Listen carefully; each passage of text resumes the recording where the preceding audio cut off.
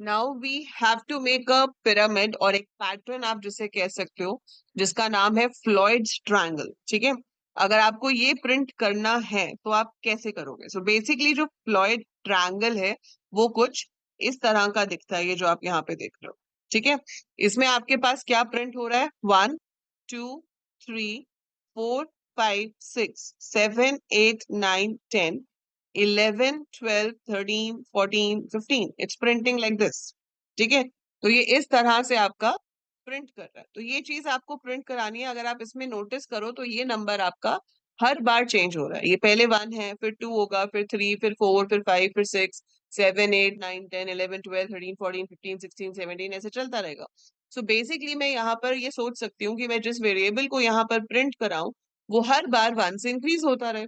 तो ये variable initially 1 से शुरू हो, और जब जब प्रिंट होगा उसके बाद ये 1 से इंक्रीज होता रहेगा। So it should keep on increasing by 1 every time. हर बार ये 1 से इंक्रीज होगा।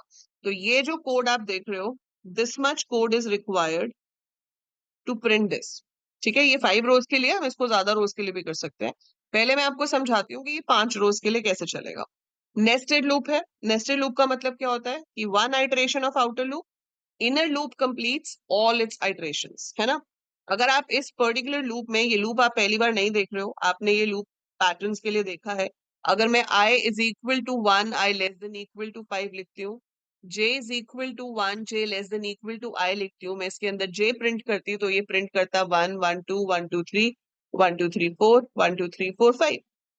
अगर मैं j की जगह i प्रिंट करती तो ये प्रिंट करता 1 2 2 3 3 3 4 4 4 5 5 5 5, है ना। सो बेसिकली क्या है कि फर्स्ट रो में एक एलिमेंट प्रिंट हो रहा है, सेकेंड रो में 2 एलिमेंट्स प्रिंट हो रहे हैं, तीसरी रो में 3, चौथी में 4, पांचवी में 5, सिक्स होगी तो 6 एलिमेंट्स प्रिंट होंगे। तो उस लॉजिक के हिसाब से हमने ये लूप लगाया है। तो पहला लूप है जो 5 बार चलेगा रोज के लिए। तो पहली बार आपका i जो है वो 1 है, उसके हिसाब से ये क्या बनता है कि j 1 से शुरू होगा, चलेगा कब तक? जब तक j less than equal to 1 है, मतलब एक ही बार चलेगा। वैल्यू प्रिंट करेगा k की, तो k की वैल्यू प्रिंट हुई 1, k प्लस प्लस है, एंड ये पोस्ट इंक्रीमेंट है। प्रिंटफ में पोस्ट इंक्रीमेंट मैटर करता है, यहाँ पे फर्क नहीं पड़ता क्योंकि i plus plus stand alone statement है, j plus plus stand alone statement है, लेकिन ये स्टैंड अलोन नहीं है। सो यहाँ पे प्रिंटिंग भी हो रही है, इंक्रीमेंट भी हो रहा है। तो दो काम एक साथ हो रहे हैं, तो पहले प्रिंट होगा फिर इंक्रीज होगा। So first print then increase. तो आपका के जो है वो पहले प्रिंट हो गया 1, लेकिन वो मेमोरी में इंक्रीज होके 2 हो गया। ये लूप दोबारा चलेगा नहीं, न्यू लाइन होगी, हम नेक्स्ट लाइन पे आ जाएंगे। ऊपर गया, अब आई हो गया 2। अब कंडीशन ट्रू है, 2 is less than equal to 5, तो ये लूप बन जाएगा j is equal to 1, j less than equal to 2, मतलब ये 2 बार चलेगा। जब 2 बार चलेगा तो वो k की वैल्यू को पहले प्रिंट करेगा जो कि 2 हो चुकी थी, तो 2 प्रिंट हो जाएगा, लेकिन k मेमोरी में 3 हो जाएगा। फिर वो दोबारा से k को प्रिंट करेगा तो 3 प्रिंट होगा, लेकिन वो मेमोरी में 4 हो जाएगा क्योंकि हर बार इंक्रीज हो रहा है।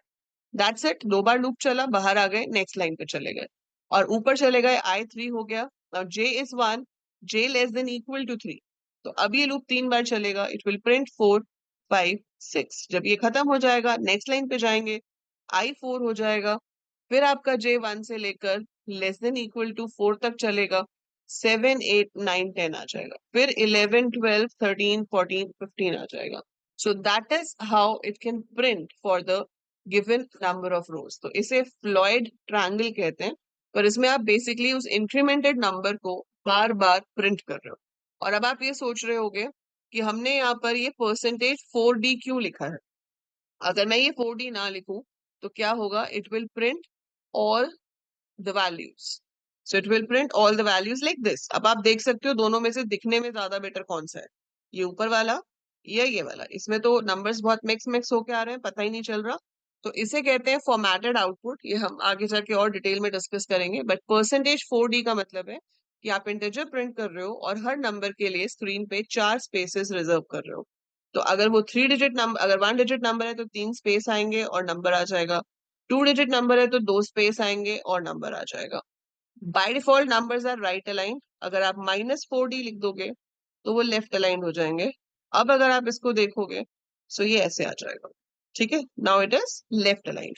सो बाय डिफॉल्ट राइट अलाइंड होते हैं, -4d लिखने से लेफ्ट अलाइन हो गया। तो अब आपका ये इस तरह से शो हो रहा है। अब आप इसको 6 रोज के लिए करके देखना चाहते हो, 6 के लिए करके देख लो, यहाँ पे 6 कर दो and now execute it, so it will work for 6 rows. मैं 7 के लिए भी कर सकती हूँ।